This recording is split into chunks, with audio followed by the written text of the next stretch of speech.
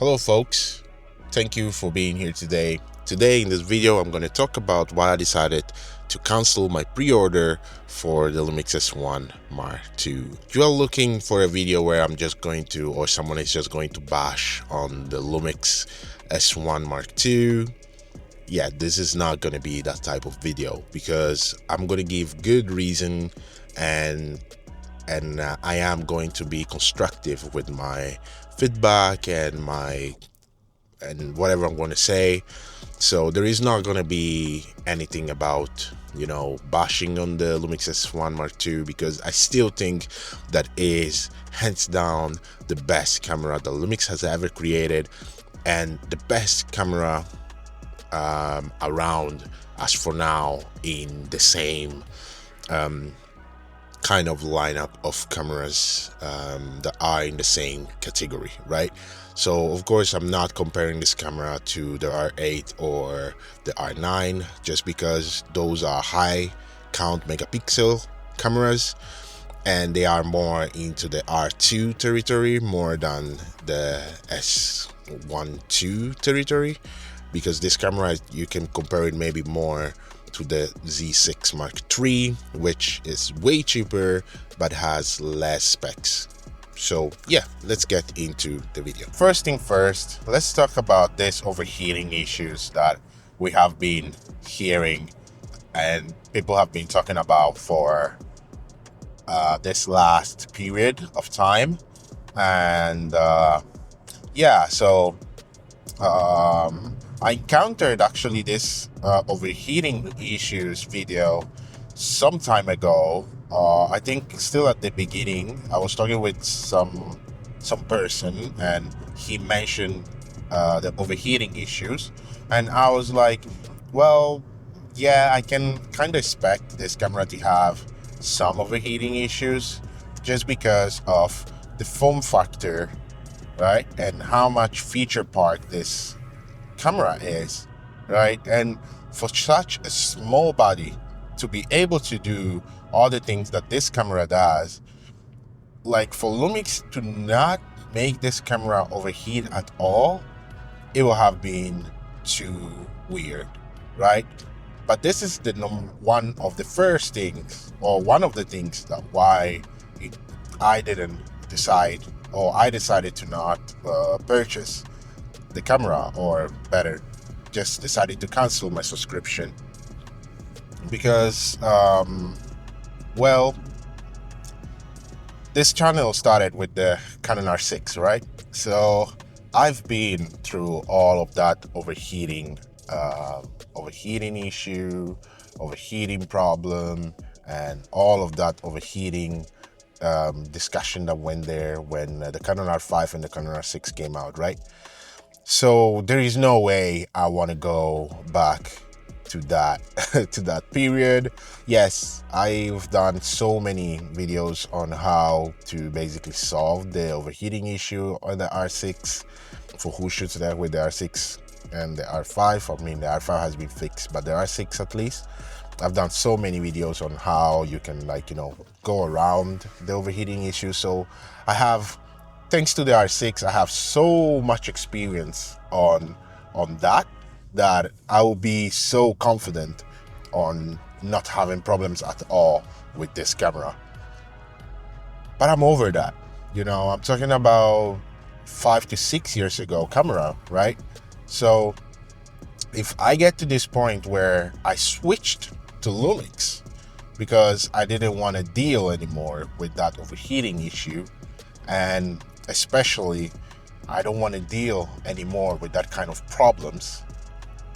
But then with the S1 Mark II and the S1R Mark II, I gotta go back there. So the reliability that I have in that camera is not there anymore, right? So at that point, I don't want to be scared every time that I'm shooting in set that, oh, is my camera gonna shut down on me? Oh, especially in this period, I'm doing more weddings more and more, and I can't be scared on that. And especially because I feel like I cannot just buy this camera and just shoot with it without worrying about it, right? Because now I'm aware of it, that can happen. Of course, I will need to do my own testing and stuff like that. And later on, we will talk about one particular thing, why you can't really buy this camera and then return it, at least here in Finland, where I am located. And the second issue basically is the fact that the overheating issue is really dependent on the memory card that you're going to use to film, right? So SD card and SSD, technically you're not going to have any problem in that realm, so you're kind of going to be safe. But apparently with the CFX Type B card, that's where you're going to have the biggest issues because of how they are built, right? So they are built in the way that the camera will have to dissipate, you know, the heat that they generate, because they heat a lot. They heat up a lot. Like CFX Type cards, has always been a big issues because they heat up a lot. Your camera body and stuff like that. And that's one of the reasons why Sony just went with their own, with their own device, with their own new proprietary memory card, which is the CFX Type A cards. At least that's what I believe. That's the reason why Sony decided to create their own new card. It has been working pretty well for them. Of course, their cameras still overheat depending on which model you get. But at least the overheating is brought a little bit down, right? And one of the things that I was a little bit disappointed about was the fact that Lumix came out and said that they have done the testing through, you know, partnership with other memory card companies like SanDisk, right? But we all know that in the industry, Angelbird's cards are the ones that are mostly, for what I know at least, because all my friends that use CFX Type B cards are all from Angelbirds, and mostly that comes down from brand awareness, right? It's normal. Some people would just prefer to go with some brands that they know already than they trust, right? So I feel like that's so normal. Like there is nothing weird in that aspect. And guess what? The biggest issue you're gonna have is with that type of cards. So in that moment, you just like, why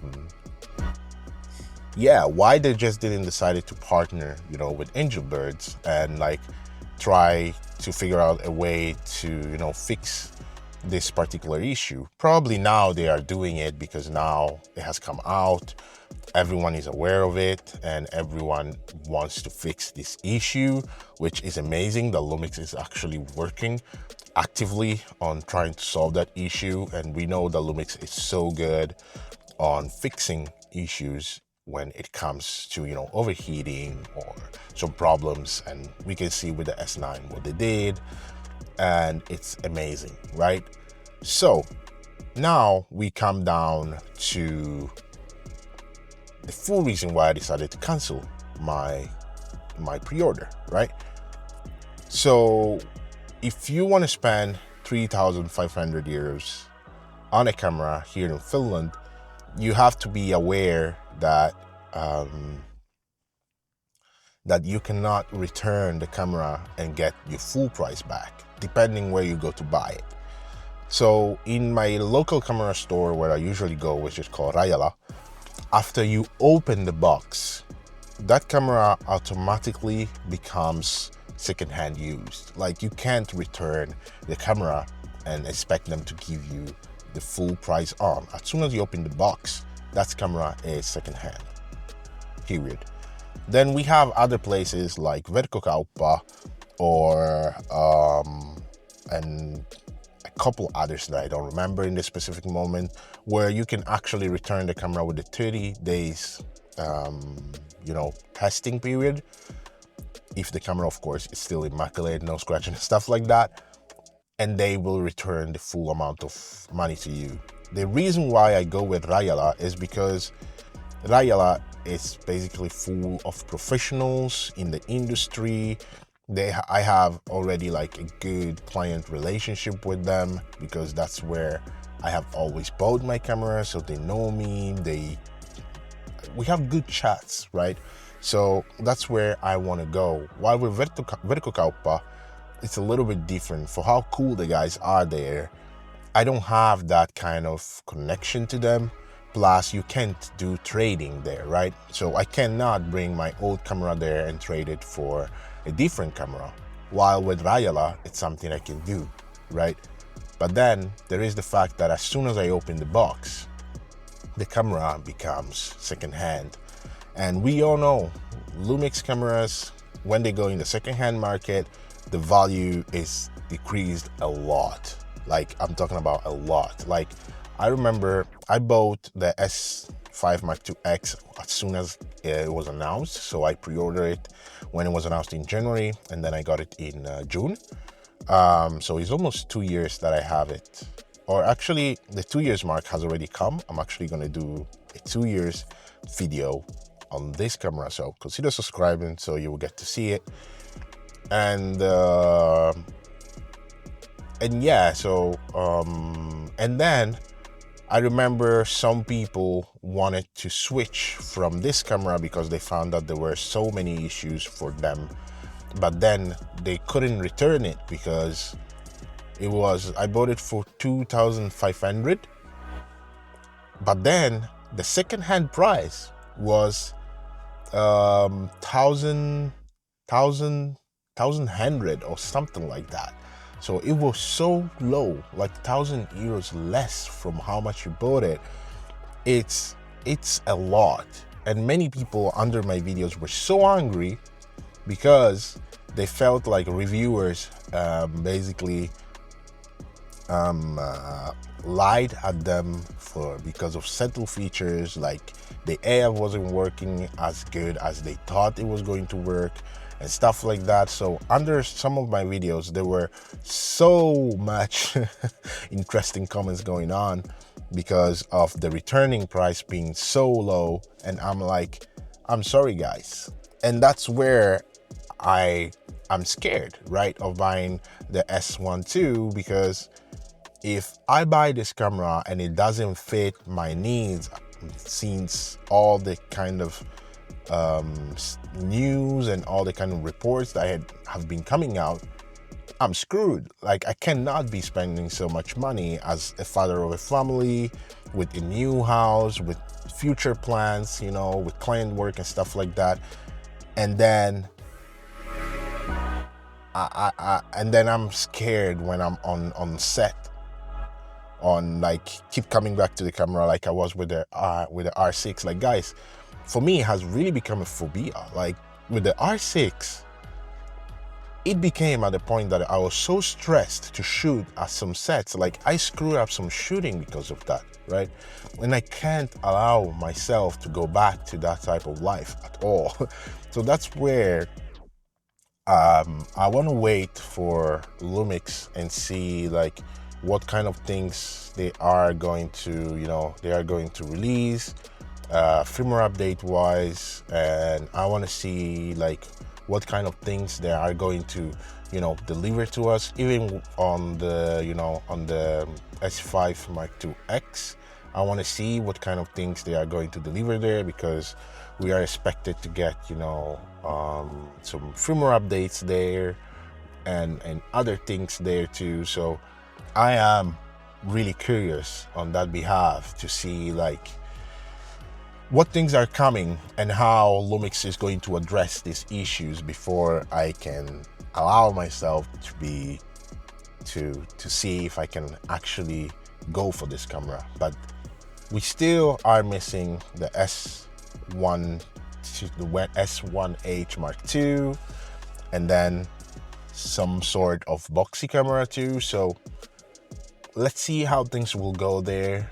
But if Lumix are listening to me, which I hope it is, I know some creators are, please, could I have the S1 to test out, even on loan for a month, to just test out on some couple of shootings that I'm going to have, so I can, make my own mind around it. Because for how much you can research about things, you need to test them, right? And unfortunately, here it's not possible for me to test them. It's not possible to do anything. There is no way for me to just buy the camera and then return it, right?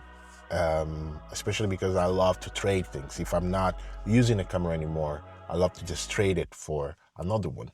So that's how I work. That's how I am. I love talking. I love chatting with you guys. So let's have a chat, right? This were my point of views. This were my reasonings. They don't have to be yours. So let's just be respectful down below. Let's just be friendly, and yeah, have a good day. And we're going to talk soon, because I have a short film coming in about 3 weeks actually from now. Ooh boy. So yeah, let's have a chat soon. Take good care of yourself, and I'm going to see you in the next one.